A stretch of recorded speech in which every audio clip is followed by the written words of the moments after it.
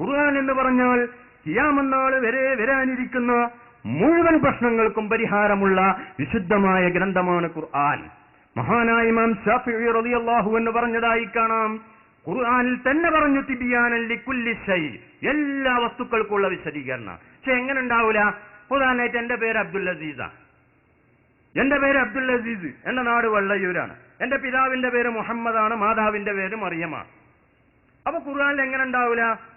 വള്ളയൂരിൽ താമസിക്കുന്ന മുഹമ്മദിന്റെയും മറിയമിന്റെയും മകനായ അബ്ദുൽ അസീസിന്റെ നിസ്കാരം നിർബന്ധമാകുന്നു. ഇങ്ങനെ ആയത്ത് ഇപ്പൊ ഖുർആനിലുണ്ടാവില്ല. ഇങ്ങനെ ആയത്ത് ഖുർആനിലുണ്ടോ? ഉണ്ടാവില്ല. കാരണം അങ്ങനെ പറയുകയാണെങ്കിൽ ഖിയാമത്ത് നാൾ വരെ വരാനിരിക്കുന്ന ഓരോ ആളുകളുടെയും പറഞ്ഞ ഈ ഖുർആനാരെ കൊണ്ട് ഓതി തീർക്കാൻ കഴിയും. ഉദാഹരണമായി ഞാൻ പറയാം, ഇന്ത്യൻ ഭരണഘടന അത് മനുഷ്യർ ഉണ്ടാക്കിയതാണ്. ഇന്ത്യൻ ഭരണഘടന, ആ ഭരണഘടന ഇത്രയും കാലയളവിൽ ധാരാളം പ്രാവശ്യം ഭേദഗതി ചെയ്തിട്ടുണ്ട് മനുഷ്യന്മാരായതുകൊണ്ടാണ്. എന്തോ ആകട്ടെ, അതിലിപ്പോ ഇന്ത്യ രാജ്യത്തുള്ള എല്ലാ സ്റ്റേറ്റ്സിന്റെയും നിയമങ്ങൾ അതിൽ പറഞ്ഞിട്ടുണ്ടാവും. ഓരോ പ്രദേശത്തിന്റെയും ഉണ്ടാവും. പക്ഷെ ഓരോ പ്രദേശത്ത് താമസിക്കുന്ന അംശവും ദേശവും ഒക്കെ പറഞ്ഞ് ഇന്ത്യൻ ഭരണഘടനയിൽ ഉണ്ടാവോ? ഇല്ലാതെ പൊതുവായിട്ട് ഇങ്ങനെ പറയും. ആ പറയുന്ന ആ നിയമങ്ങളിൽ ഗവേഷണം നടത്താനും അതിൽ നിന്ന് കണ്ടെത്താനും കഴിയുന്ന ചീഫ് ജസ്റ്റിസുമാരുണ്ട്. അതേസമയത്ത് ഞാനും ഇന്ത്യൻ പൗരനാ, ഇന്ത്യ ഭരണഘടന ഭേദഗതി ചെയ്യാൻ എനിക്കും അധികാരമുണ്ട്. എന്നാൽ കോട്ടക്കൽ ചെന്നാലോ പൊറാൻ ചണ്ടയാവും. ഇതേപോലെ ഖിയാമത്ത് നാൾ വരെ വരാനിരിക്കുന്ന വിഷയങ്ങൾ ഉൾക്കൊള്ളുന്ന തിബിയാനൻ ലികുല്ലി ശൈ, എല്ലാ വസ്തുക്കളുടെയും വിശദീകരണം ഉൾക്കൊള്ളുന്ന ഗ്രന്ഥമാണ് വിശുദ്ധ ഖുർആൻ. ആ വിശുദ്ധ ഖുർആനിൽ ഗവേഷണം നടത്താനും അതിൽ വ്യക്തമായി തറഞ്ഞ ചില നിയമങ്ങളുണ്ട്. അവിടെ 4 മദ്ഹബുകൾ ഇല്ല. അതേ സമയത്ത് വ്യക്തമല്ലാതെ പൊതുവായി പറഞ്ഞ പല അർത്ഥങ്ങൾക്കും സാധ്യതയുള്ള ചില വാക്കുകളുണ്ട്. ഞാനൊരു ഉദാഹരണം പറയാം നിങ്ങൾക്ക് മനസ്സിലാക്കാൻ വേണ്ടി. ഉദാഹരണമായിട്ട് എന്റെ അടുത്തൊരു 4 കുട്ടികൾ വന്ന് സുഖല്ല എന്ന് പറഞ്ഞു. ആ സമയത്ത് ഈ കുട്ടികൾ കുറച്ച് തെന്റേടുള്ള കുട്ടികൾ, അതുകൊണ്ട് ഞാൻ പറഞ്ഞു നിങ്ങൾ പോയി ഡോക്ടറെ കാണണം. അപ്പൊ ഈ 4 കുട്ടികളും ചിന്തിച്ചുണ്ട്, ഉസ്താദ് ഡോക്ടറെ കാണണം എന്നല്ലേ പറഞ്ഞിട്ടുള്ളൂ, അതുകൊണ്ട് രോഗം വേഗത്തിൽ സുഖായ നല്ലത് അലോപ്പതിയ എന്ന് പറഞ്ഞ ഒരാൾ അങ്ങോട്ട് പോയി അലോപ്പതി ഡോക്ടറെ പോയിക്കൊണ്ട്. മറ്റൊരാള് കഴിക്കാൻ സുഖം ഹോമിയോ മനസ്സിലാക്കിയിട്ട് ഒരാൾ ഹോമിയോ ഡോക്ടറെ പോയി കണ്ടു. മറ്റൊരാള് ഇംഗ്ലീഷ് മരുന്ന് കുടിച്ചാലൊക്കെ കേടാണ്, അതുകൊണ്ട് നല്ലത് യുനാനിയാണെന്ന് വിചാരിച്ച് ഒരു കുട്ടി അങ്ങോട്ടും പോയി. മറ്റൊരു കുട്ടി ആയുർവേദിക്കാണല്ലേ മനസ്സിലാക്കിയിട്ട് അവിടെയും പോയി. ഈ 4 കുട്ടികളും എന്റെ അടുത്ത് വന്നു. ഞാൻ ചോദിച്ചു, നിങ്ങൾ ഡോക്ടറെ കണ്ടോ? കണ്ടു. നീ ആരെ കണ്ടത്? ഈ കുട്ടി പറഞ്ഞു, വേഗം സുഖാവസ്ഥാതെ നല്ലത് അലോപ്പതിയാണ്, അതുകൊണ്ട് ഞാൻ അങ്ങോട്ട് പോയി. മറ്റൊരാൾ പറഞ്ഞു, ഉസ്താദെ കഴിക്കാൻ രസം ഹോമിയാണ്, അതുകൊണ്ട് ഞാൻ അങ്ങോട്ട് പോയി. മറ്റൊരാൾ പറഞ്ഞു, തടിക്ക് നല്ലതും സുഖായ കുറച്ച് താമസമാണെങ്കിലും സുഖായ പിന്നെ ഉണ്ടാവില്ല, അതുകൊണ്ട് ആയുർവേദിക്കാൻ നല്ലത്, ഞാൻ അങ്ങോട്ട് പോയി. ഇങ്ങനെ 4 കുട്ടികളും 4 വ്യാഖ്യാനം പറഞ്ഞ് 4 ഡോക്ടർമാരെ കണ്ട ഈ 4 കുട്ടികളും എന്റെ ഡോക്ടറെ കാണണമെന്ന് എന്റെ കൽപ്പന അംഗീകരിച്ചവരാണ്. അതേ സമയത്ത് ഇന്ന ഡോക്ടറെ നിങ്ങൾ പോയി കാണണമെന്ന് ഞാൻ പറഞ്ഞിരുന്നെങ്കിൽ വേറെ ഏത് ഡോക്ടറെ കണ്ടാലും അവർ എന്റെ കൽപ്പന സ്വീകരിച്ചിട്ടില്ല. ഇതുപോലെ പല ആർക്ക് സാധ്യതകളുള്ള ചില കാര്യങ്ങൾ വിശുദ്ധ ഖുർആനിലുണ്ട്. ആ സ്ഥലങ്ങളിൽ ഗവേഷണം നടത്താൻ യോഗ്യതയുള്ള ഇന്ത്യൻ ഭരണഘടനയിൽ ഗവേഷണം നടത്തി നിയമം കണ്ടെത്തുന്നത് പോലെ അതിന് യോഗ്യരായ ചീഫ് ജസ്റ്റിസുമാരുണ്ട്. അവിടെ ഞാനും മുസ്ലിം എന്നെ എന്റെ ഖുർആനാണെന്ന് വിചാരിച്ച് നമുക്ക് നടത്താൻ പറ്റുമോ? പറ്റൂല. കാരണം അതിന് ചില യോഗ്യതകളും ചില പക്വതകളും ചില ഭാഗതകളും ചില നിയമങ്ങളും ഉണ്ട്. ആ നിയമങ്ങളുള്ളവർക്ക് അതിന് സാധിക്കൂ.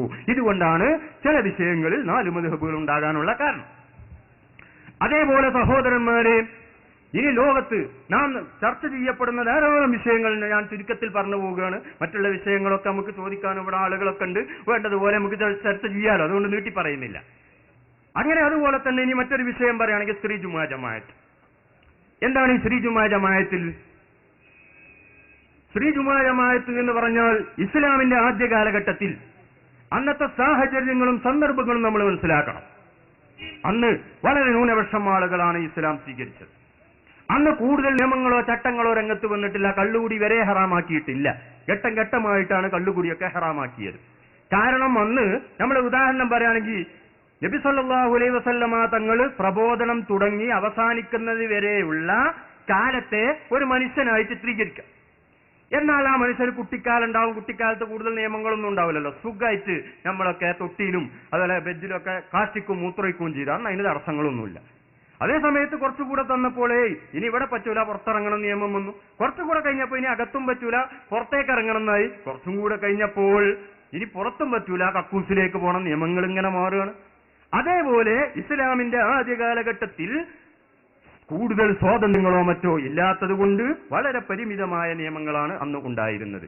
23 കൊല്ലക്കാലം കൊണ്ടാണ് ഇസ്ലാമിക നിയമങ്ങൾ ഇവിടെ പൂർത്തിയാക്കിയത്.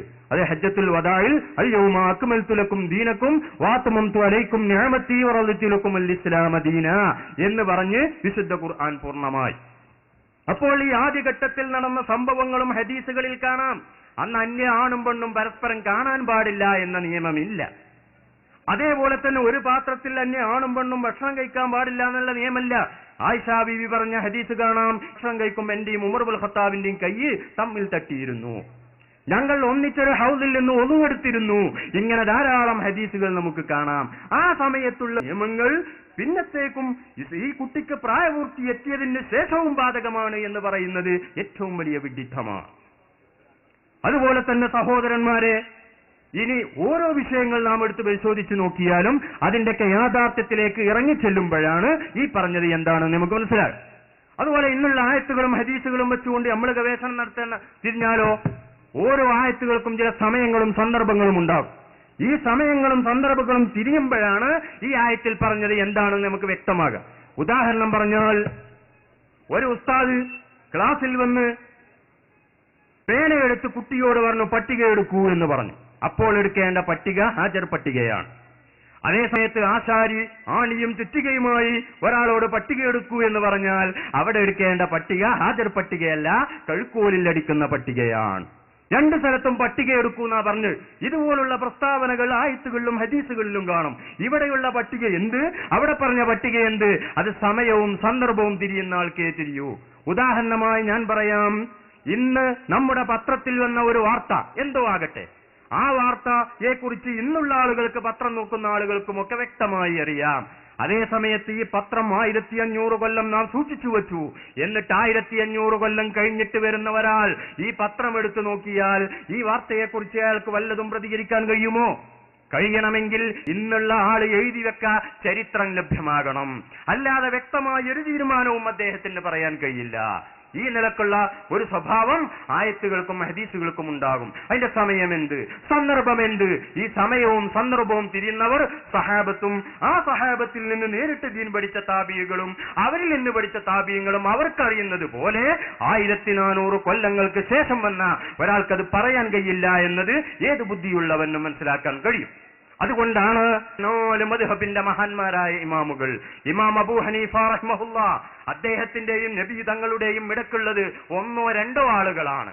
2 ഉസ്താദുമാർ അല്ലെങ്കിൽ ഒരു ഉസ്താദ്, 7ഓളം സഹാബിമാരെ അബൂ ഹനീഫ ഇമാമ കണ്ടായി ചരിത്രത്തിൽ കാണാം. അപ്പൊ നേരെ ഉസ്താദിന്റെ ഉസ്താദ് റസൂലുള്ളയാണ് അബൂ ഹനീഫ തങ്ങളുടെ. അതേ സമയത്ത് ഇമാം മാലിക് റളിയല്ലാഹു അൻഹുവിന്റെ ഉസ്താദിന്റെ ഉസ്താദ്, അതായത് മാലിക് റളിയല്ലാഹു അൻഹുവിന്റെ ഉസ്താദ് നാഫിഉ, അദ്ദേഹത്തിന്റെ ഉസ്താദ് അബ്ദുല്ലാഹി ഇബ്നു ഉമർ, അദ്ദേഹത്തിന്റെ ഉസ്താദ് റസൂലുള്ളാഹി. ഇമാം മാലിക് റളിയല്ലാഹു അൻഹുവിന്റെയും റസൂലിന്റെയും ഇടയിൽ 2 ഉസ്താദുമാരാണുള്ളത്. ഇമാം ഷാഫിഈ റളിയല്ലാഹു അൻഹുവിന്റെയും റസൂലിന്റെ ഇടയിൽ 3 ഉസ്താദുമാരാണുള്ളത്.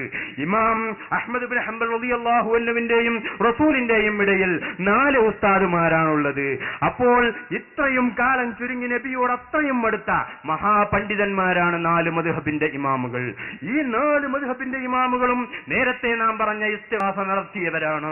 അതുപോലെ തന്നെ അല്ലാഹു അല്ലാത്ത മഹാന്മാരോട് സഹായം ചോദിച്ചവരാണ്. അതുപോലെ തന്നെ ഖുത്ബ അറബി ഭാഷയിൽ മാത്രം നിർത്തിയവരാണ്. നബിയുടെ ഭാര്യമാരിൽ നിന്ന് ഒരുത്തി പോയും പള്ളിയിൽ പോയതായി എനിക്കറിയില്ലെന്ന് അസഗ്നിഗ്ധമായി പ്രഖ്യാപിച്ച മഹാനാണ് ഇമാം ഷാഫിഈ റളിയല്ലാഹു അൻഹു. അപ്പോൾ ഇവർക്കൊന്നും തിരിയാത്ത ഒരു വിവരം, ഇവർക്കൊന്നും ലഭ്യമാകാത്ത ഒരു കാര്യം 1400 കൊല്ലത്തിന് ശേഷം വന്ന ആളുകൾ പറയുന്നുവെങ്കിൽ ബുദ്ധിയുള്ള ആളുകൾക്ക് ചിന്തിക്കാം ഇവരുടെ ലക്ഷ്യം എന്താണ്, എവിടെ നിന്ന് ഇവർക്കിത് കിട്ടി എന്ന് ചിന്തിക്കാൻ വലിയ ബുദ്ധിയൊന്നും വേണ്ട എന്ന് ഈ സമയത്ത് പ്രത്യേകമായി ഞാൻ ഓർമ്മപ്പെടുത്തുകയാണ്. അതുകൊണ്ട്